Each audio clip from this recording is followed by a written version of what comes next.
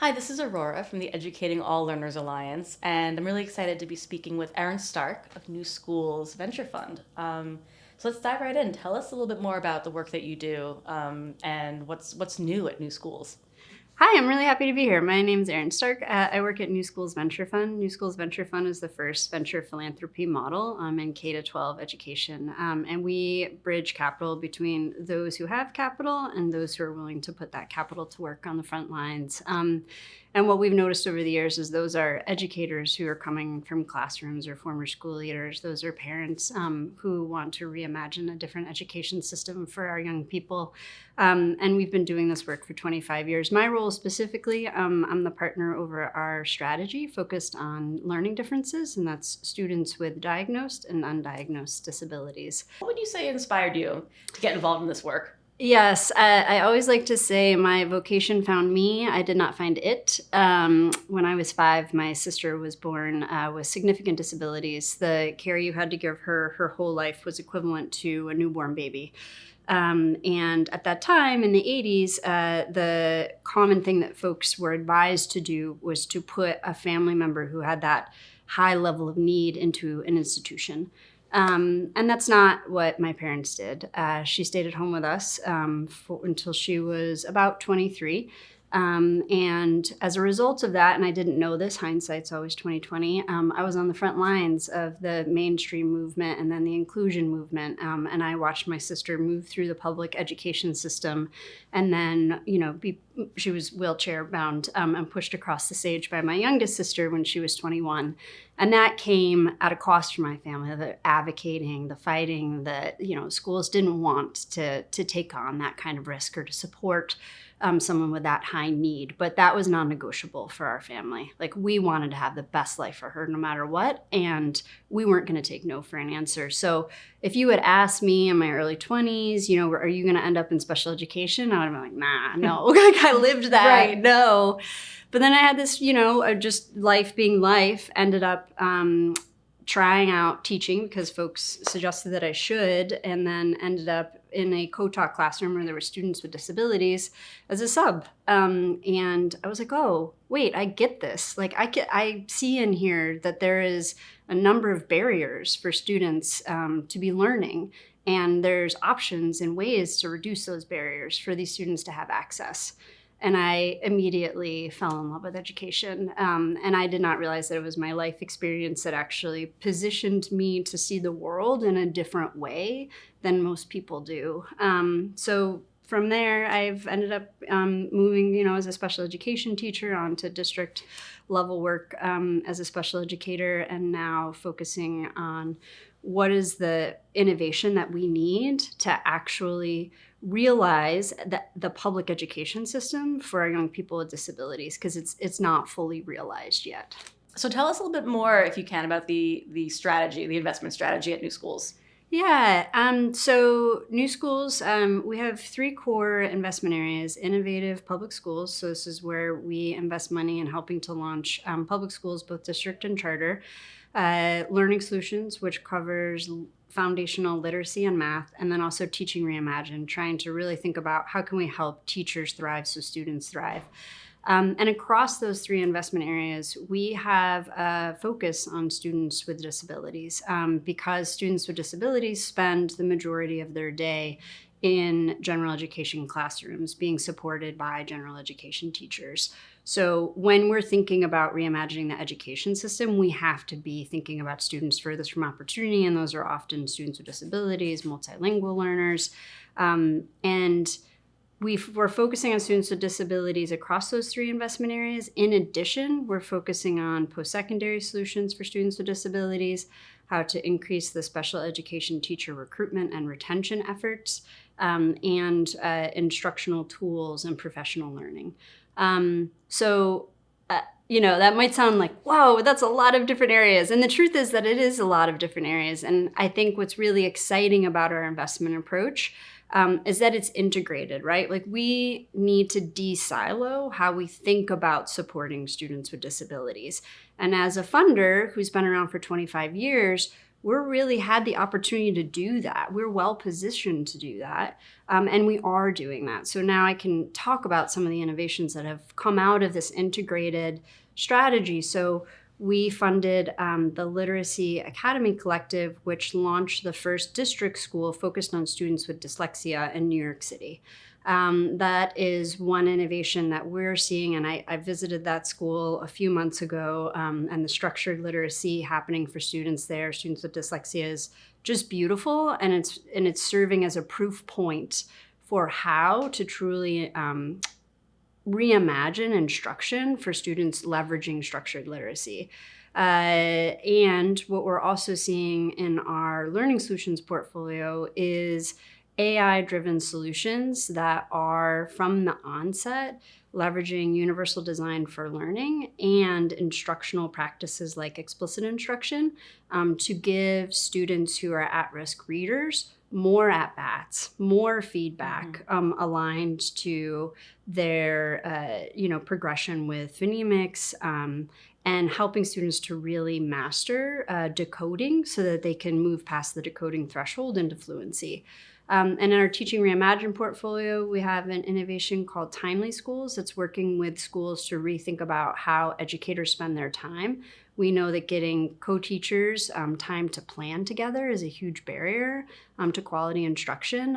And their solution is also leveraging generative AI to help schools to allocate human resources in strategic ways that meet students' needs. I could keep going, but I think one of the bright spots here is really that regardless of what your investment strategy is, there's opportunity for innovation focused on students with disabilities that have the potential to support and benefit all students. Thinking about funding, I mean, funding, as we know, funding is a major barrier, especially to scaling impact, especially in the world of education. So how does NewSchools help these early stage organizations to grow their impact, and particularly those focused on things like equity and inclusion right now? Yeah, that's a great question. We think about it in a few ways. One, connected to our investment strategy. So I talked a little bit about our integrated approach, but we also know that students with disabilities have some unique needs that fall out of a lot of funders' current investment strategies, which is why we also focus on post-secondary, the special education, teacher retention and recruitment efforts, and professional learning. In order for any of these solutions to be successful, we give any of our innovators support both through an unrestricted grant, which helps early stage innovators to strategically align the dollars to their priorities, and secondly, through what we call management assistance. And that is a set of dollars that we put aside to work with consultants who are best in class across generating an earned revenue best in class in generating an earned revenue strategy, as well as thinking about impact measurement. And then most recently, we just launched a pilot with CAST because we are working with a lot of tech developers to think about how to embed accessibility and UDL at the inception of their design rather than thinking about retrofitting. So as a funder, right, like we can direct capital that folks can use, but then we can also leverage our capital to create these strategic bridges to consultants and organizations that can help bring real clarity and strategy to the growth of the organization. And then lastly, one of our most exciting ways in which we support innovators is through communities of practice. This is an opportunity for innovators across all of our investment strategies to get together. And it's not a sit and get opportunity, but it's more of an opportunity for folks to learn from each other through case studies, through problem solving. And it's a way for innovators to really build community. It can be very lonely as an early stage innovator, especially in the special education space. And we've noticed that there's been a lot of natural partnerships that have emerged through that are ultimately benefiting the organization's ability to scale, but then to serve families in more holistic ways. I mean, this was a fantastic lead into my next question. speaking of community, speaking of partnerships, that's one of the things that makes EALA, unique. Yes. Is that we really want to make sure we have partners from all different corners of the world of education and all different sizes, right? We've got big national partners. We've got the little startups who are one or two people in the basement, working away at something. Let's talk a little bit more about what role do partnerships play, and what role does collaboration play in New Schools' goals and achieving them? That's a great question. Specifically thinking about the management assistance support that we provide to our leaders, I'm going to speak a little bit from the perspective of leading the learning differences strategy. We worked really hard at the beginning of the strategy to make sure we were sourcing consultants who had that deep special education expertise. I think that, as I mentioned before, like our special education can be a very isolating space. And having those partners that understand the federal funding landscape, what states are prioritizing in terms of students with disabilities, as well as how to think really deeply about impact measurement, especially because traditional measures have truly just shown us where students are not succeeding, rather than digging into how can we think about understanding what students do know and how students grow. So with that said, we've built really strategic partnerships with watershed advisors who have a breadth of knowledge across special education, early literacy, math, and are working really deeply with states as well as innovators. And they are a group of folks who came out of Louisiana, are former educators. So they really can speak to what are the problems that schools are trying to solve and how does your solution fit into that. We've developed a partnership with CAS, who are the creators and leaders on the Universal Design for Learning framework. So we can think really strategically about how are we leveraging our capital to help early stage innovators do the hard work of building in accessibility into their solutions, and taking that extra step of also thinking about universal design for learning. It takes expertise, it takes capital, and a lot of early stage innovators, even well-intentioned, if they don't have the capital or the expertise, might push that priority down the road. And then we know that it's more expensive to retrofit than to do it right from the first time. And then we also think really deeply about efficacy and how can we help our leaders demonstrate the impact both on increasing teacher self-efficacy. How as a teacher do I feel better and more prepared to support students with disabilities, which is a huge gap because currently only 17% of teachers feel prepared to support students with disabilities, even though we know 90% of students with disabilities can achieve grade level mastery. So there's a gap. There's a gap there. So both thinking about how are we improving teacher sense of I can do this, and improving the outcomes for the students. So we also invest in partnerships that help our leaders to think deeply about that. I just love that idea of acknowledging that there are two really important prongs of this, the content and the funding, the content and the capital. And you can't do one without the other, but so many people try to or feel like they have to do one without the other, and then can, like you said, retrofit. So that idea of trying to get in front of that from the jump is really interesting. What trend or development would you say excites you, and how's your organization adapting to that or leveraging it?